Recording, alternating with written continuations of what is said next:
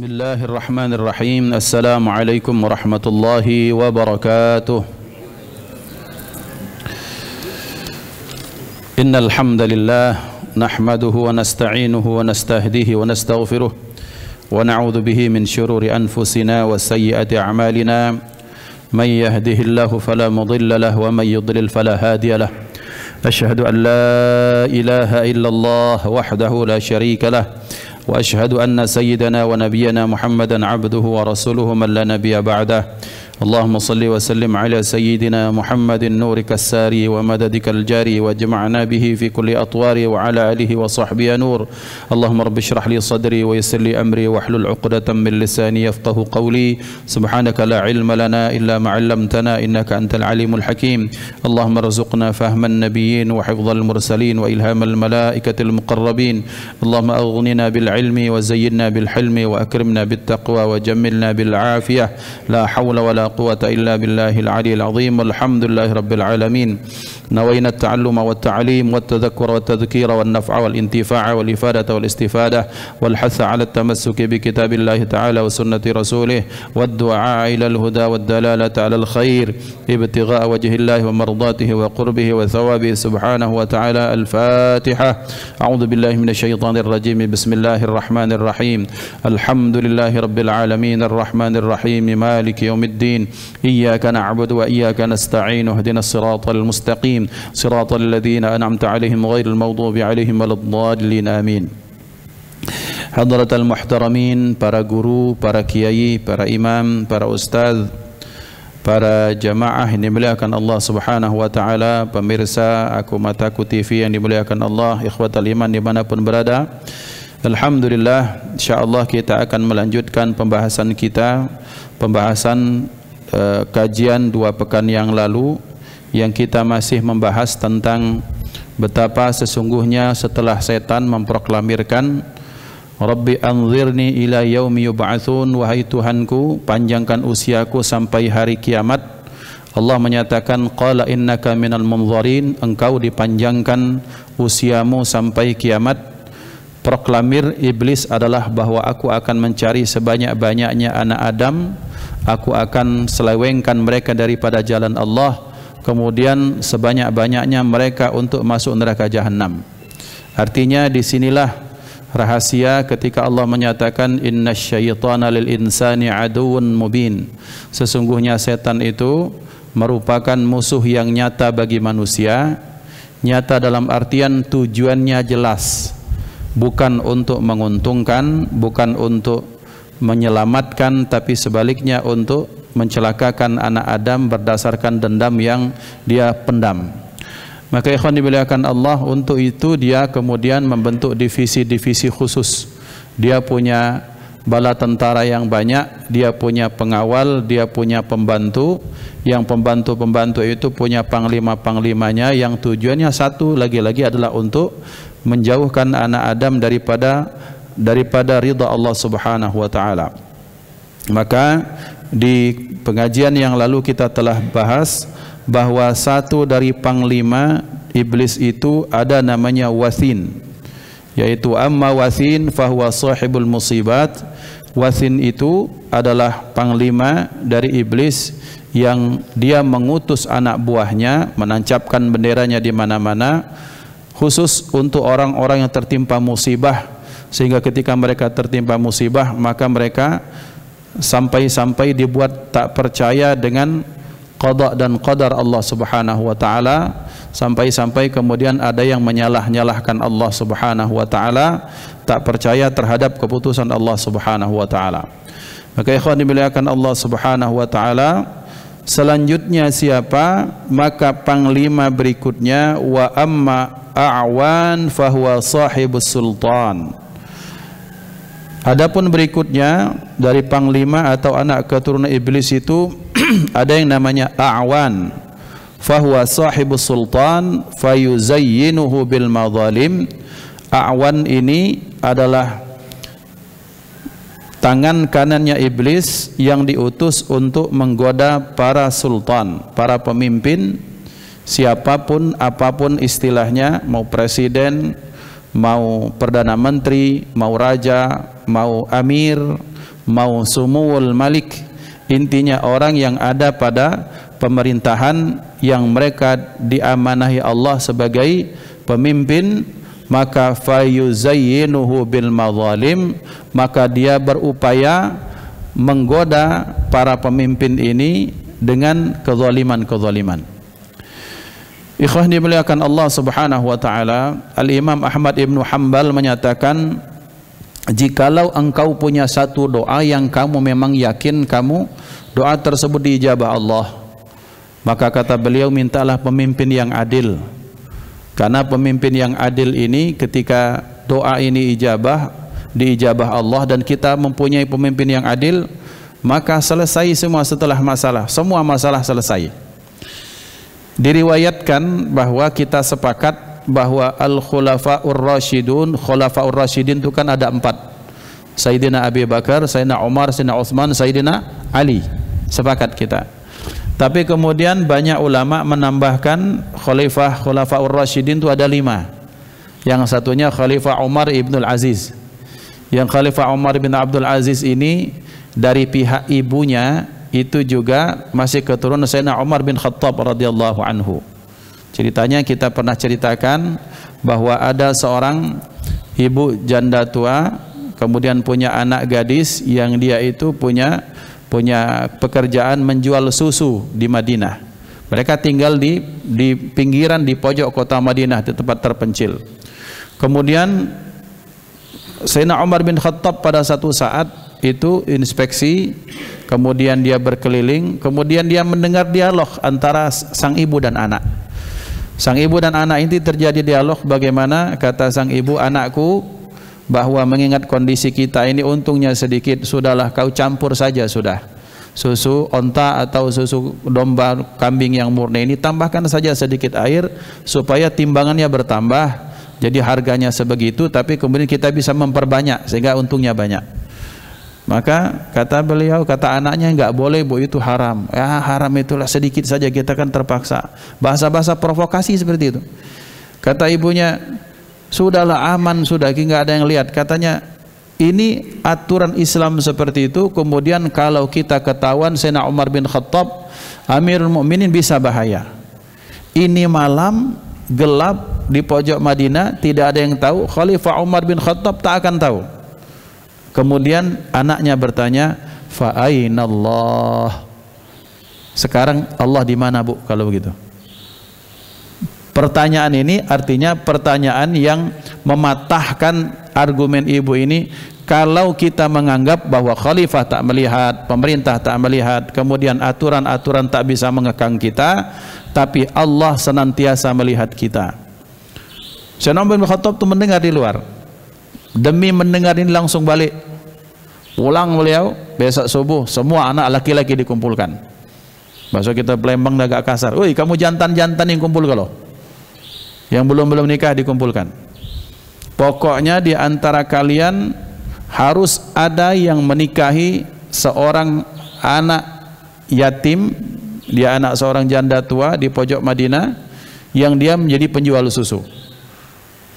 Tidak ada mau, semua dipaksa. Kalau kamu tak mau, berarti terpaksa bapak yang menikahinya. Nah, pilih mana? Kira-kira itu pilihannya. Lemak pilihannya Pak Haji. Ya, cek tadi ya. Jadi enak. Jadi kalau kalian tak ada yang mau menikahinya, saya yang akan menikahi, kata Umar bin Khattab. Menikah itu bukan apa-apa, demi melihat potensi kebaikan umat di sini. Nah ini Pak, bahwa orang-orang terdahulu itu bukan aspeknya itu yang dilihat, bukan karena dia perawan atau dia cantik, tapi melihat kejujuran potensi kebaikan. Kalau dinikahi maka akan banyak orang-orang baik yang muncul dari rahim orang yang baik. Akhirnya ada salah satu yang menikah, yang dinikahkan kalau tak salah yang namanya Ja'far. Menikahlah, kemudian menikah dari keturunan itu muncul menikah dengan bapaknya Khalifah Umar bin Abdul Aziz, maka artinya dari pihak ibunya itu ternyata ada darah keturunan Sayyidina Umar bin Khattab. Ikhwan dimuliakan Allah, karomahnya Khalifah Umar bin Abdul Aziz ini masyhur sekali, terkenal. Di zaman beliau, orang di zaman itu merasa tak perlu takut dengan serigala dan binatang buas.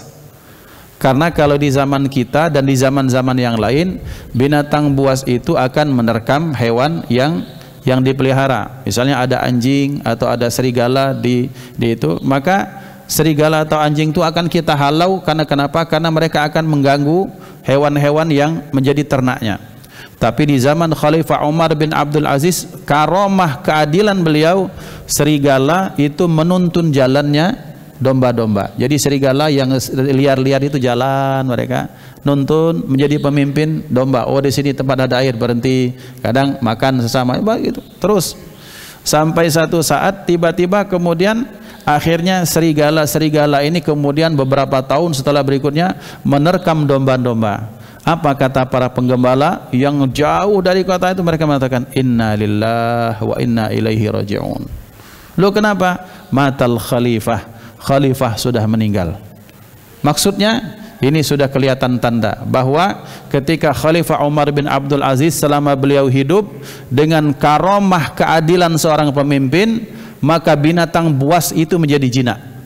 Dan sekarang binatang buas kembali kepada habitat aslinya, melihat kelihatan lagi, akhirnya kembali kepada kondisinya seperti biasa.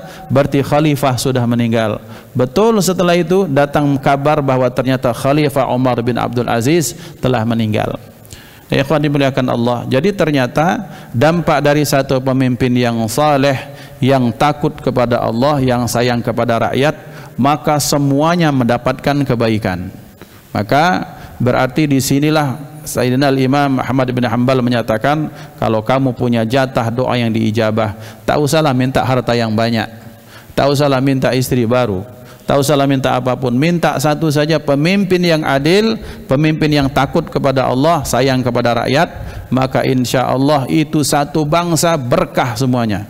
Kalau sudah berkah, agamanya jalan, demokrasinya jalan, hak kewajiban bisa dijalankan. Karena mengapa? Karena memang dalam 7 golongan yang kita sudah sering dibahas, bahwa orang yang mendapatkan pertolongan Allah di mana hari kita sudah tak mendapatkan naungan. Masjid Baitur Rahman ini hancur sudah, bumi ini hancur, semuanya hancur, hatta Ka'bah hancur, Makkah Madinah hancur. Maka yang ada adalah Allah menggantikan dengan yang baru, dan yang baru itu kemudian matahari amat sangat dekat dengan kepala kita. Kepanasan semuanya, ketakutan semuanya, khawatir semuanya. Ada yang tak panas, ada yang tak takut, ada yang tak khawatir. Siapa golongan itu? Ada 7, dan yang pertama imamun adil. Imamun adil. Maka kembali kepada rumusan dasar bahwa karena iblis beserta bala tentaranya paling tak senang kalau umat Rasulullah ini berjaya, maka golongan pertama yang mereka paling incar itu siapa? Imam, para sultan, para stakeholder, para pemegang kebijakan-kebijakan. Maka mereka berupaya menjadikan yang zalim itu menjadi sesuatu yang biasa. Mungkin atas nama apapun ya. Ya, setan, iblis, seperti kami pernah sampaikan, bahwa karena memang pekerjaannya seperti itu, maka propagandanya kan halus. Kamu ini kan atas nama negara, nggak apa-apalah hilangkan nyawa, kira-kira seperti itu. Kamu ini kan atas nama keselamatan orang banyak, nggak apa-apa korbankan sedikit. Itu kan propaganda-propaganda yang dipakai oleh bala tentara setan untuk menghalalkan bagi sebagian pihak, untuk menghalalkan apapun yang mereka lakukan atas nama kemakmuran rakyat atau apapun. Padahal ikhwan dimuliakan Allah Subhanahu wa taala, untuk memakmurkan rakyat sebagaimana kita lihat para khalifah terdahulu, mereka akhirnya tak pernah menzalimi orang lain. Ini yang terjadi, bahkan pernah dalam satu saat kita lihat bagaimana Sayyidina Amr bin As menjadi gubernur di Mesir, langsung ditegur oleh siapa? Ditegur oleh Sayyidina Umar bin Khattab dengan mengirimkan 1 tulang onta, diberikan garis lurus, itu kode keras, wahai Amr bin As, ente akan menjadi tulang juga, dan ini adalah goresan pedang. Jalan yang lurus, kalau kamu bengkok, pedang Umar yang akan datang memenggal kepalamu. Pucat. Yang satu cuma dikirim tulang onta, dikasih sayatan pedang, dikirim ke Mesir, langsung berhenti saat itu juga. Maka ikhwan dimuliakan Allah Subhanahu wa taala, maka rombongan A'wan ini dia diutus untuk apa? Untuk menggoda siapapun yang punya tampuk pimpinan, untuk ya itu tadi, menghalalkan segala cara, menumpahkan darah, apapun bahasanya itu, sehingga terjadi kezaliman. Maka berarti intinya adalah memang iblis beserta bala tentaranya memang punya lapisan dimanapun, punya lapisan dimanapun. Artinya divisinya banyak sekali, termasuk divisi yang penting untuk menggoda para sahibus sultan, orang-orang yang berada di tampuk pimpinan.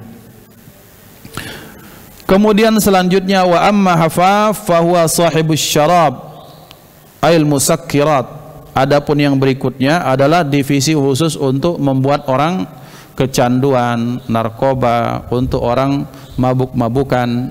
Bapak-bapak, baru kemarin kami diskusi dengan teman, diskusi kecil, saya gambarkan bahwa kondisi yang membuat, salah satunya membuat Indonesia tak maju ini adalah karena mabuk-mabukan tersebut. Saudara-saudara kita di Papua itu salah satunya yang membuat KDRT paling tinggi itu ya karena memang budaya minum yang sangat tinggi. Di sana ada 7 suku di Timika yang kami tahu. Ada 1 suku yang paling anti dengan perang. Kalau 6 suku lain itu biasalah perang adat, baku hantam, kemudian ya namanya adat ya, mereka suku perang itu, seperti itu budayanya. Ada 1 suku namanya suku Kamoro. Suku Kamoro itu tinggal di pesisir pantai, mereka nelayan. Paling ramah berinteraksi dan paling cepat untuk maju potensinya karena mereka berinteraksi sosial dengan para pendatang. Dan paling lembut, artinya mereka suka bergaul, kemudian seperti itu. Suku yang paling tak suka perang nih suku Kamoro. Tapi kalau sudah megang botol ya sudah sama aja dengan yang lain. Ya artinya apa? Artinya ikhwan dimuliakan Allah, betul al-khamru ummul khaba'is, bahwa khamar itu jangan hanya kemudian diartikan bahwa minuman keras, tidak. Segala sesuatu yang menghilangkan potensi akal, maka itu namanya khamar, musakkirat, segala sesuatu yang memabukkan. Maka orang kalau sudah mabuk hilang harga diri. Kalau sudah mabuk maka kemanusiaan manusia itu hilang. Sebagaimana orang cerita bahwa katanya kalau di negara-negara Eropa humanismenya tinggi, kemanusiaannya tinggi. Gentle laki-laki kalau di barat tuh gentle. Masuk misalnya swalayan, kita tak kenal dengan perempuan. Yang laki-laki bukakan toko silakan. Ladies first itu betul. Itu kalau hari apa? Hari Senin sampai hari Jumat. Kalau sudah malam Sabtu, malam Minggu, malam Senin, itu sudah berubah semua. Sudah bukan manusia lagi. Kalau sudah karena minum, karena mabuk. Maka mengapa setan sengaja membuat divisi khusus seperti ini, dan kita lihat dampaknya betul, Pak. Gara-gara satu narkoba di satu rumah yang kena, satu rumah Pak bercerai, anak jadi yatim, kemudian banyak hutang, kemudian segala macam. Ikhwan dimuliakan Allah. Maka ikhwan dimuliakan Allah, mudah-mudahan Allah Subhanahu wa taala selamatkan diri kita, keluarga dan bangsa kita ini dari penyakit ini. Amin Allahumma amin. Karena memang ini potensi yang sangat merusak sekali. Bayangkan betapa ada orang yang jujur, orang yang baik, kemudian orang yang apa, kemudian segala potensi positifnya hilang gara-gara dia kecanduan narkoba. Betapa masa depan anak yang dia pintar, baik, anaknya solehah, tapi gara-gara ada satu yang kecanduan, orang tuanya bercerai, anak jadi korban segala macam, banyak hutang, kemudian anak terlunta-lunta. Ini yang terjadi ya ikhwan. Maka musakkirat itu merupakan pintu setan untuk menghancurkan manusia.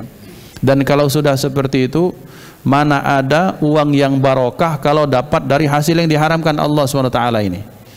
Dan kita lihat Indonesia ini sudah dijelaskan dulu tahun 2004, kami masih ingat 2004 Profesor Mahfud MD sudah menjelaskan Indonesia ini memang transaksinya bukan di darat, bahkan terjadi di perbatasan samudra.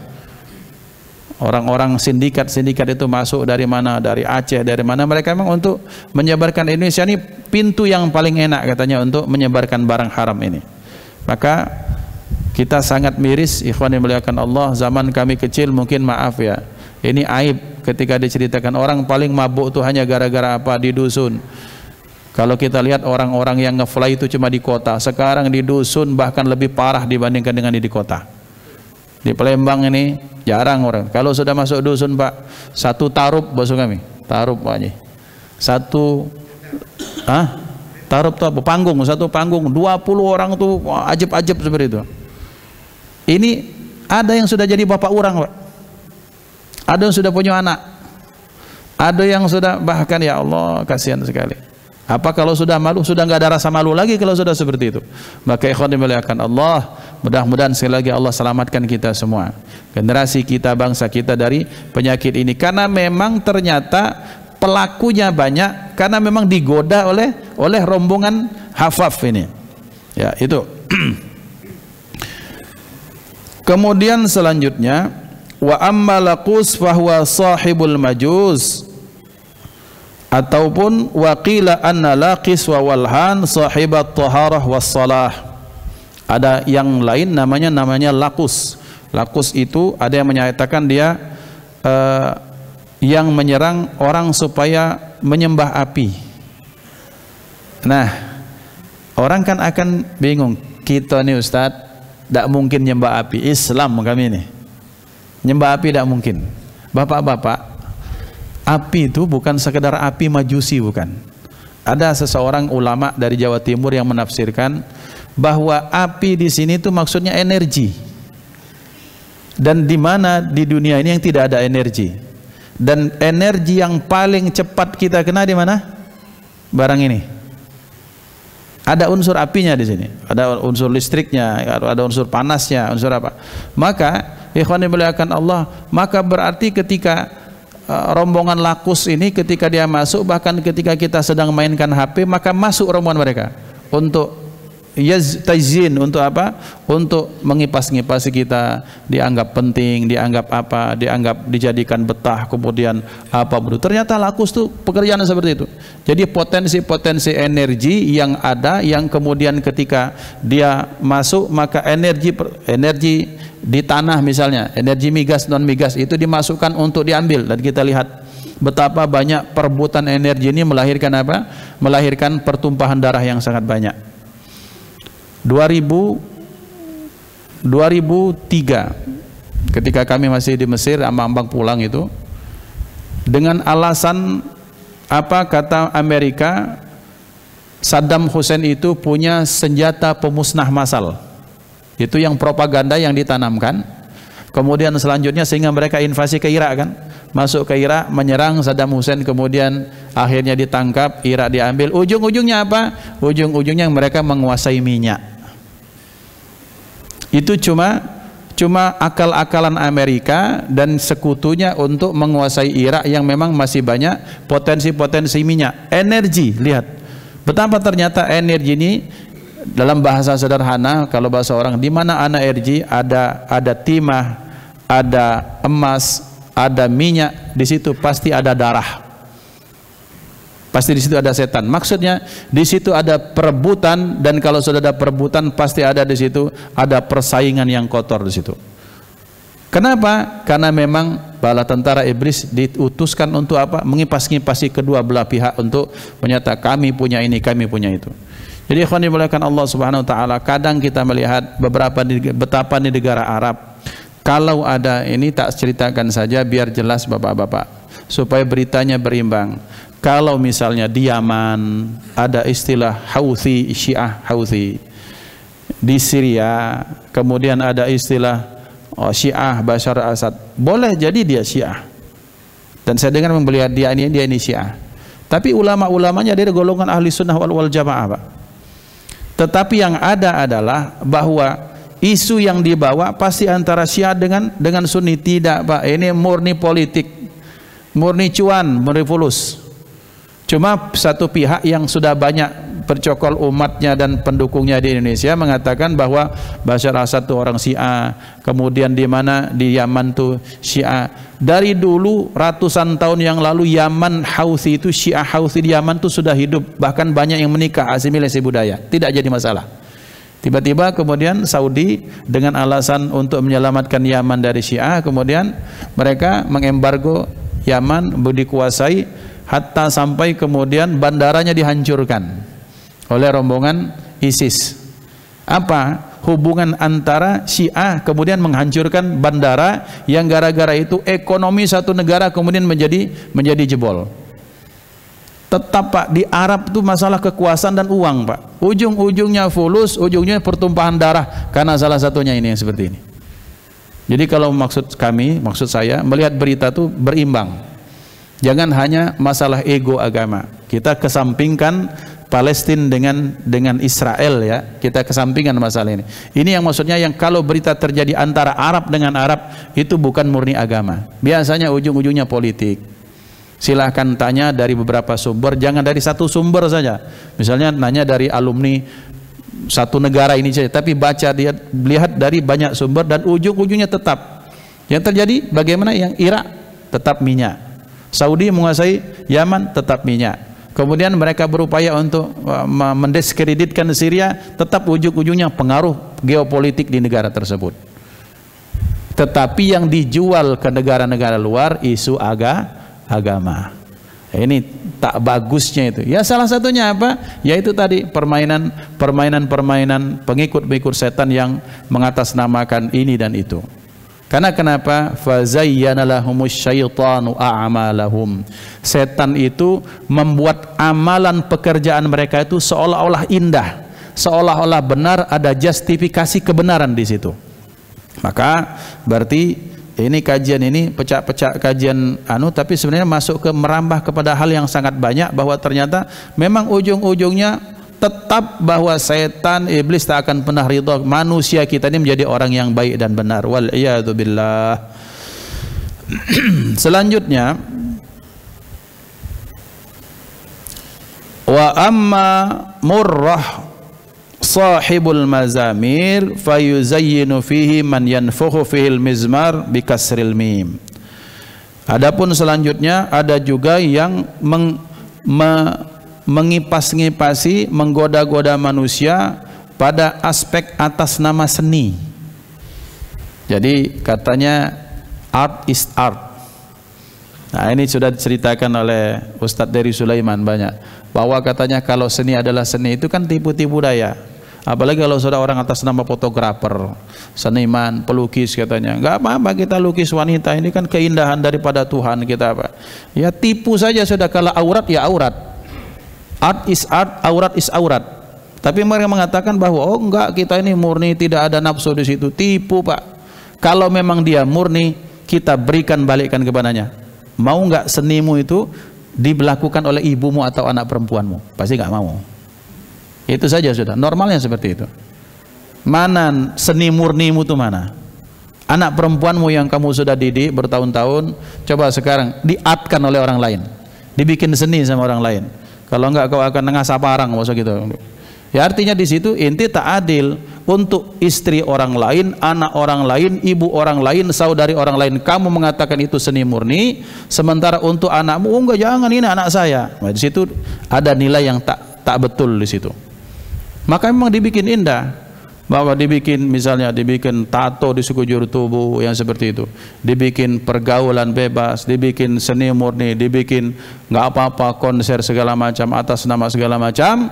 Maka ikhwan dimuliakan Allah Subhanahu wa taala, memang ada divisinya memang. Maka kalau sudah di tempat-tempat seperti itu, maka waktu 1 jam itu terasa 5 menit. Karena kenapa? Karena memang banyak sekali. Tetapi divisi yang lain, ada divisi pengajian. Ngapa 5 menit terasa setengah jam? Alah kalau mau pengajian Ustaz ini, oh tidak, sudah. Ada juga itu. Divisi angin segar dibikin bergoyang-goyang, banyak ya. Jadi dalam setiap lini kehidupan masyarakat, maka kembali saya mengulangi betapa jeniusnya Sunan Bonang. Jenius. Hebat. Kenapa? Karena beliau memadukan seni itu kan seperti wayang kulit dipadukan itu seni itu, karena di dalam wayang, tokoh pewayangan Pak, luar biasanya adalah di wayang itu, karena kita bukan orang Jawa, di wayang itu sudah karakter semua manusia itu ada Pak. Karakter pedagang, ada pemimpin, ada orang yang begini, orangnya baik tapi emosian, ada orang emosian tapi apa terus, maka setan itu akan masuk dari pintu manapun yang kira-kira pintu tersebut bisa dimasuki. Ada orang ahli ibadah, ada ahli ibadah, Masya Allah, sodakonya bagus, tapi kalau dikipas sedikit melayang badannya. Ngapo? Hobi dipuji. Ala kepakam Pak Haji ini besar tinggi segala macam. Membumbung di angkasa. Iyalah pula. Nah iyalah pula itu kan artinya dia sudah lupa kebaikan itu daripada Allah Subhanahu wa taala.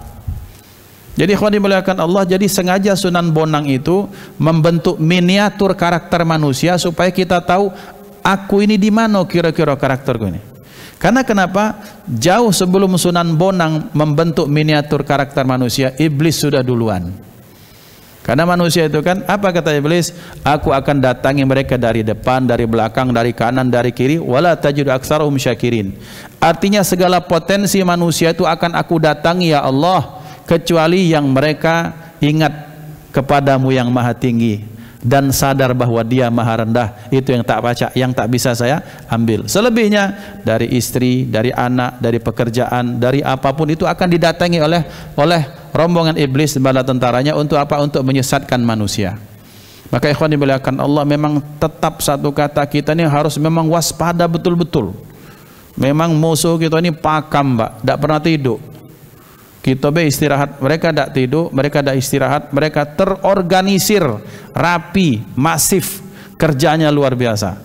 Tujuannya satu, menambah sebanyak-banyaknya anak Nabi Adam, Bani Adam untuk memasuki nerakanya Allah wal-iyadzu billah.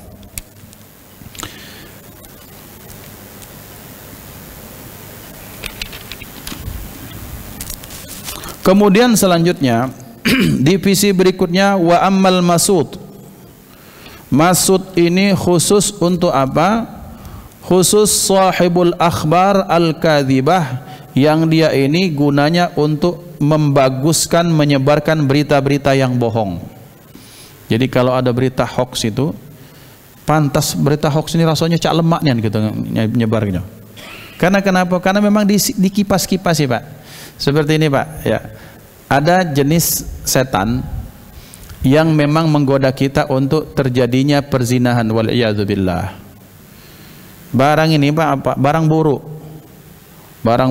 barang jahat, ya barang itulah. Tapi kalau sudah masuk di tempat itu, ditambah remang-remang, dikipas-kipasi setan itu terjadi. Ada dulu kalau ada satu buku menyatakan bahwa mengapa terjadinya perzinahan, karena kedua belah pihak itu dikipasi dan dihiasi oleh bala tentara iblis itu untuk yang ini alakan gagahnya, yang jantan ini, sementara yang betul ini alakan cantiknya, padahal mah itu baik barang itu. Artinya mukanya biasa, kemudian bajunya biasa, tapi ditambahkan syahwatnya semakin digelorakan sehingga terjadilah wal-iyadzubillah perzinahan. Kembali terjadi pelanggaran terhadap kehormatan Islam. Maka ikhwan dimuliakan Allah, pun seperti itu terjadi ketika orang menyebarkan berita. Berita apapun kalau sudah gosip ini ratingnya tinggi. Karena memang dibantu, Pak. Bukan dibantu oleh manajemen manusia, dibantu juga oleh manajemen iblis. Dibikin kalau berita seperti kita dibikin penasaran, dibikin seolah-olah menjadi berita penting. Nunggu-nunggu kapan cerai itu tuh, kapan ini, kapan itu, kapan berita ini, terus seperti itu. Sehingga dengan berita yang bohong ini betapa banyak kemudian persaudaraan jadi hancur, hubungan rekat kemudian menjadi renggang, bahkan kemudian selanjutnya hubungan yang mesra malah menjadi retak hanya gara-gara berita yang al-kadzibah, berita hoax. Maka ikhwan dimuliakan Allah Subhanahu wa taala, divisinya itu pun ada. Kemudian selanjutnya yang berikutnya, wa amma ad-dasim bidal wasin muhmalataini bainahuma alif fahuwa sahibul buyut idza dakhala ar-rajulu al-manzila wa lam yusallim ala ahlihi wa lam yadhkur ismallahi ta'ala awqa'a fi ma bainahum al-munaza'ah. Ada yang namanya dasim. Dasim ini akan berupaya menjaga menggoda orang-orang yang kalau masuk rumah dia tak mengucapkan salam. Masuk rumah tak mengucapkan salam, kemudian tak berzikir kepada Allah, sehingga dengan sebab itu muncul perselisihan di dalam rumah, kemudian muncullah perceraian, khulu dan sebagainya. Jadi ikhwan dimuliakan Allah, dasim ada jenis berikutnya yang bernama dasim. Dasim ini adalah divisi jin atau setan yang ditugaskan untuk menggoda manusia. Kalau masuk rumah tidak usah salam, tidak usah zikir kepada Allah. Kemudian kalau sudah masuk rumah tak ingat sedikit pun kepada Allah. Sehingga kalau sudah seperti itu, bahasa sederhananya rumah itu panas. Kalau sudah rumah itu panas, maka yang kecil pun jadi besar. Kalau sudah yang kecil menjadi besar, akhirnya kalau sudah seperti itu terjadi pertengkaran. Bapak-bapak, betapa banyak terjadi, ini pun ada teman kami yang sering meruqyah. Kalau sudah kena jenis dasim ini Pak, maka sang istri itu benci minta ampun kepada suaminya. Kemudian yang suami panas lidahnya tuh pengen ngucap satu kata apa? Kata cerai. Dibikin ringan tangannya itu apa? Untuk memukul istri. Itu jenis dasim. Artinya ini yang terjadi dan banyak terjadi bapak-bapak. Kadang tidak masuk akal hanya gara-gara bikin kopi terlalu pahit atau kurang gula, atau ketika istri masak ternyata kurang asin, atau terlalu pedas, atau istri kehilangan apa? Kehilangan jilbab, yang dimarah anak-anak, yang dimarah suami, bertengkar hebat. Bapak-bapak ini, Ustadz mengada-ngada, bapak-bapak belum tahu. Nanti tanya kepada ustadz-ustadz yang sering meruqyah. Jangankan untuk hal yang ini, besar baginya. Bahkan bangun tidur ngelihat kamu nih siapa, langsung bertengkar Pak. Istri sendiri itu dibilang kamu siapa, kalau sudah orang sudah kena yang dasim seperti ini. Jadi rumah itu terasa panas. Diawali dari apa? Diawali dari masuk dan keluar rumah tak berzikir kepada Allah, tak mengucapkan salam. Orang akan menganggap sunnah mengucapkan salam itu remeh-temeh, sekedar assalamualaikum. Padahal ternyata ini Pak, salah satu rahasianya mengapa kita mengucapkan salam. Karena ketika kita mengucapkan salam, assalamualaikum warahmatullahi wabarakatuh, ceklek, dikatakan ulama, maka orang mengucapkan salam akan dapat rahmat, barokah, keselamatan. Itu satu, pasti. Yang kedua, dikatakan Sayyidul Habib Umar bin Salim bin Hafidh, silakan diamalkan karena beliau ijazahkan secara umum, in sahatil ijazah. Maka barang siapa yang masuk rumah, dia baca ayatul kursi sekali, kemudian dia baca suratul ikhlas 3 kali. Assalamualaikum, waalaikumsalam, sudah, salam-salam, baca Allahu la ilaha illallah hayyul qayyum. Tidak usah jelas, tidak usah keras, kita baca zikir lirih seperti itu. Kemudian kita baca suratul ikhlas 3 kali, maka kata beliau akan ditimbulkan, dimasukkan hati di semua orang di rumah tersebut saling sayang menyayangi, dijadikan keluarga yang sakinah. Kemudian dalam satu amalan dalam kitab Tanqihul Qaul dinyatakan barang siapa yang masuk rumah mendawamkan baca kalimat la ilaha illallah, dia dawamkan walaupun cuma sekali, tapi terus dawam, itu akan menghilangkan kefakiran. Garis bawahnya adalah, benang merahnya adalah bahwa siapapun kalau masuk rumah yang di situ ada zikir kepada Allah, maka energi negatif akan keluar. Intinya di situ. Dan dasim tak mau itu terjadi. Intinya di situ. Ketika orang sudah masuk rumah, masuk nyelonong maka disitulah dia akan semakin berperan, rumah itu semakin hangat, semakin panas, kondisi semakin tak kondusif, ujung-ujungnya suami curiga sama istri, istri curiga sama suami, kemudian anak-anak rawan sekali bertengkar. Karena kenapa? Karena tak ada nilai zikir kepada Allah Subhanahu wa taala di situ. Pekerjaan siapa? Pekerjaan dasim beserta anak buahnya. Jadi ikhwan dimuliakan Allah, berarti tetap ternyata kembali ujung-ujungnya ala bidzikrillah tatmainnul qulub, bahwa zikir kepada Allah hati menjadi tenang. Dengar zikir kepada Allah, maka kita akan mendapatkan benteng daripada Allah Subhanahu wa taala. Maka ternyata ikhwan, kalau kita sadari ada perkara-perkara yang menurut kita remeh, kecil, tak ada manfaat, manfaatnya besar. mengucapkan salam itu ternyata besar itu manfaatnya. Salah satunya mengusir, mengeluarkan dasim daripada potensi rumah kita.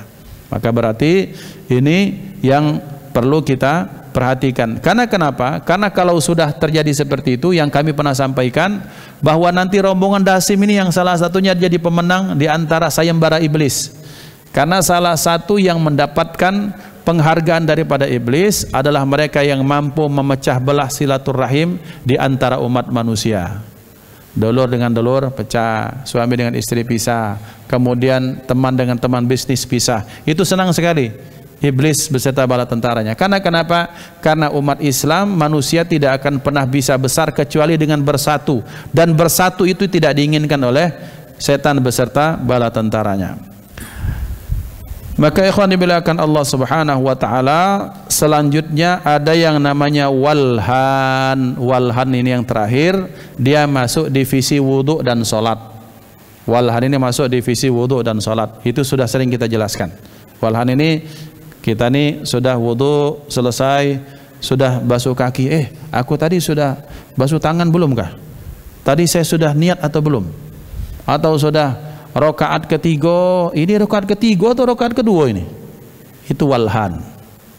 Maka ikhwan dimuliakan Allah, maka berarti wajar kalau ada sebagian orang sebelum sholat mereka baca apa? Qul a'udzu birabbin nas, malikin nas, ilahin nas.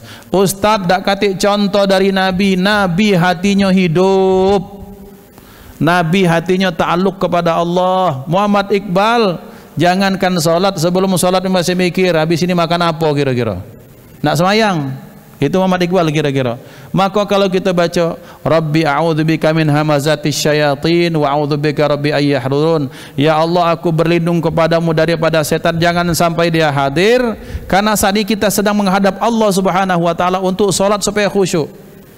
Jadi doa seperti ini ikhwan, bukan berarti Nabi tak membaca, tak boleh, itu bukan seperti itu. Lihat kondisi kita masing-masing.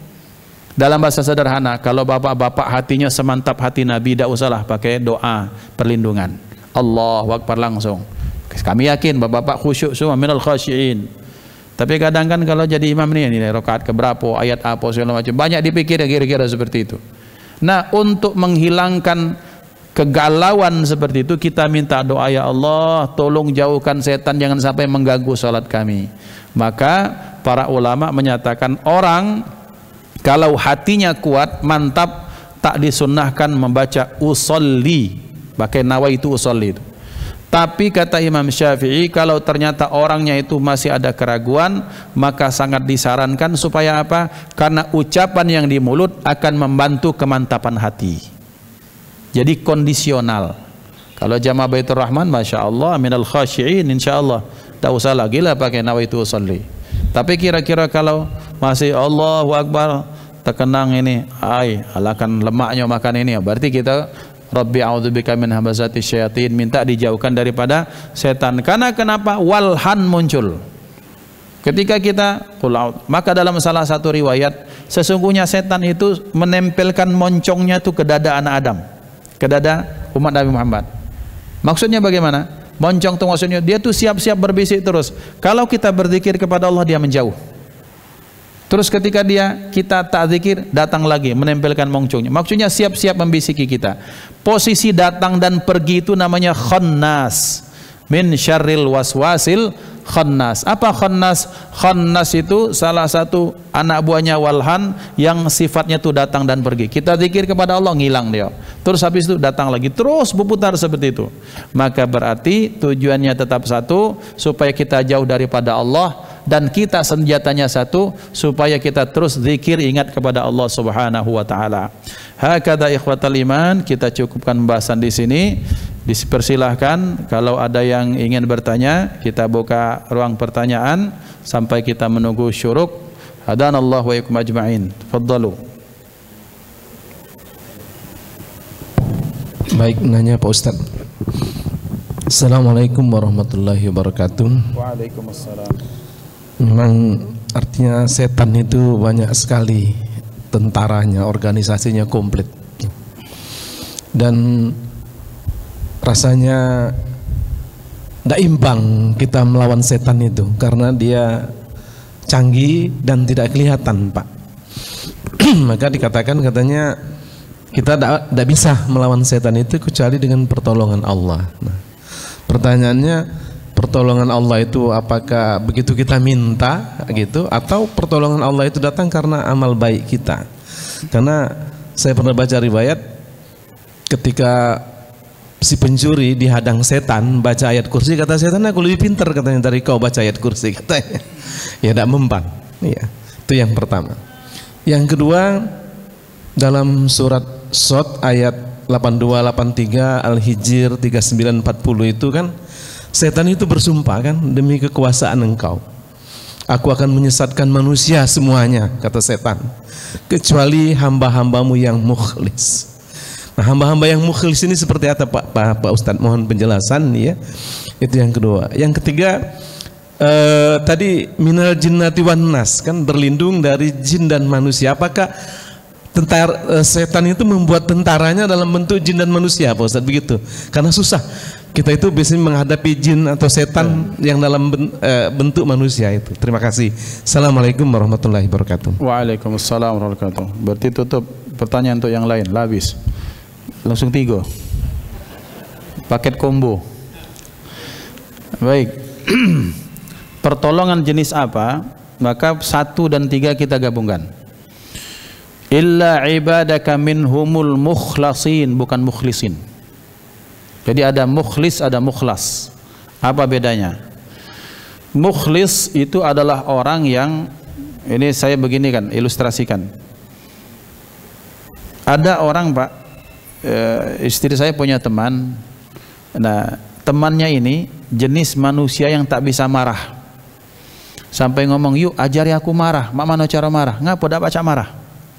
Sementara kita Palembang ini rata-rata itulah bawaan lahir, senggol bacok. Nah, ternyata ada orang yang memang dari lahir itu, Pak, dia hatinya bersih, itu mukhlas namanya. Dia dibikin ikhlas sama Allah Subhanahu wa taala. Jadi istilahnya mauhibah, pemberian daripada Allah. Jadi istilahnya hatinya tuh hati seputih salju. Memang betul-betul ada orang yang, kalau kita jenguk, ada orang yang potensi lurus 10 betul, tak ada sedikit pun potensi untuk korupsi, karena memang dari lahir potongannya seperti itu mukhlas namanya. Ada mukhlis, itu orang yang seperti kita berupaya secara ikhtiari, kita melatih keikhlasan kita dengan kita belajar apa itu definisi niat, apa itu definisi ikhlas, kita berupaya kemudian kita mengamalkan, kita riyadhah, maka itu namanya orang-orang yang mukhlis, menanjak. Sementara mukhlas itu dibikin sama seperti itu. Illa ibadaka minhumul mukhlasin, kecuali hamba-hambamu yang kita garis bawahi, jangan mukhlisnya dulu atau mukhlasnya, tapi kita garis bawahi hambanya dulu. Karena kuncinya di situ. Bahwa orang kalau sudah sadar dengan hakikatnya ana al-abdu, saya adalah hamba dan Allah adalah yang disembah, Allah adalah raja, maka disitulah kita sudah sadar dan kita sudah mulai dapat pertolongan. Karena kenapa? Konsep hamba itu kan rendah hina, sementara yang disembah itu tinggi dan maha mulia. Maka tadi 2 arah yang tak diambil itu oleh Iblis menyatakan, tsumma la'atiyannahum, aku akan datang min baini aidihim wa an aymanihim wa an syama'ilihim wa la tajidu aktsarahum syakirin, dari depan, belakang, kanan, kiri. Tak disebutkan atas dan bawah. Mengapa atas dan bawah ini arah yang sakral? Kenapa sakral? Sakral kalau kita terus kita sadar tentang arah bawah. Bawah itu artinya kita ini maha hina, maha kurang, maha fakir, maha bodoh. Ingat kekurangan kita. Kita bergantung kepada Allah yang maha tinggi, maka selamatlah kita. Artinya apa? Ada ta'alluq, ada keterkaitan dengan Allah Subhanahu wa taala. Jadi pertolongan itu diambil dengan cara apa? Alaika bikathratis sujud. Banyak-banyak engkau sujud. Sujud nempelkan jidat, betul itu sujud secara syariat. Tapi hakikat sujud itu kan bahwa kita merasa bahwa pantat yang hina ini bahkan jauh lebih mulia daripada otak yang kita agung-agungkan. Artinya esensi sujudnya kita ini tak naruh rego jirang meranjat. Kita ini tak ada harganya kalau tak ada Allah Subhanahu wa taala. Dan kalau sudah seperti itu, iblis tak masuk. Karena kenapa? Mau diambil dari mana? Dari ego. Kita ini tak punya apa-apa. Dibilang kamu kaya, saya fakir. Kamu ini sombong, saya ini hina. Kamu pintar, saya bodoh. Terus seperti itu. Jadi ketika seorang hamba merasakan esensi kehambaannya, maka dia akan selamat daripada godaan iblis. Ustaz, bagaimana mereka terorganisir seolah-olah alangkah susahnya? Tidak. Allah sengaja mendetailkan itu kepada kita semua. Justru Allah sudah memberikan rahasia-rahasia iblis kepada kita. Oh, didetailkan seperti itu. Oh, ternyata iblis masuknya dari sini, dari istri. Berarti kita mendidik istri dengan baik. Dari anak, anak didik dengan baik. Intinya adalah pertama dengan satu, kehambaan kita. Yang kedua, memang segala sesuatunya butuh ilmunya. Bahwa kalau kita sudah tahu ilmu tentang diri kita, kefanaan kita, tentang keabadian Allah, kemahakuasaan Allah, maka kita akan sadar bahwa setan dan iblis itu tidak akan bisa mengganggu kita, insya Allah. Berikutnya, Ustaz, apakah setan atau jin itu punya bala tentara dari golongan manusia dan jin? Betul. Dari golongan manusia pun ada. Walaupun kalau dibahasakan terlalu ekstrim, misalnya ada orang bikin perjanjian sama iblis, betul-betul ada, Pak. Yang paling pasti ya para dukun, para kahin itu betul. Tapi betul-betul ada orang yang bikin persekongkolan rahasia, terus ini organisasi rahasia seperti itu, memang ada. Tapi tak banyak. Yang banyak adalah bahwa iblis atau setan memasukkan ajarannya dalam membentuk karakter. Dan karakter ini yang bahaya. Orang kalau sudah tak perlu perjanjian dengan iblis, dengan setan, tapi kalau sudah karakternya itu sudah melampaui batas, tetap mudarat saja yang ditimbulkan sama dia. Jadi intinya apa? Intinya adalah bagaimana kita menyelamatkan diri dari minal jinnati wan nas. Karena setan itu seperti kita pernah bahas, satu betul-betul setan, iya. Yang kedua, setan itu artinya karakter. Maka yang masuk banyak kepada minal jinnati wan nas itu salah satunya karakter. Maka dikatakan dalam bahasa Arab, tasyaitanar rajulu, seseorang itu seperti setan kalau dia sudah melampaui batas karakter, ya. Adapun kemudian kalau ada pendapat menyatakan mereka ada manusia dan jin bikin perjanjian dengan iblis, apakah betul-betul ada? Betul ada, ya. Perjanjian dengan bahkan mentahbiskan saya anak buah Dajjal, itu memang betul-betul ada. Yang tujuannya untuk merusak umat Nabi Muhammad sallallahu alaihi wasallam. Kemudian ikhwan yang dimuliakan Allah, karakter-karakter illa ibadaka minhumul mukhlasin atau mukhlisin itu bagaimana? Maka karakter itu adalah orang-orang yang nilai tauhidnya bagus. Maksudnya adalah orang-orang yang terus menyadari hakikat pengajaran Nabi Ibrahim, inna salati wa nusuki wa mahyaya wa mamati lillahi rabbil alamin. Balik-balik ke ilmu tentang niat, balik-balik ke nawaitu, Pak, bahasa kita.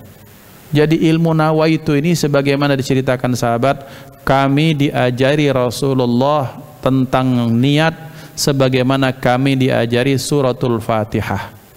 Maksudnya Rasulullah mengingatkan hati-hati dengan niat, hati-hati dengan niat.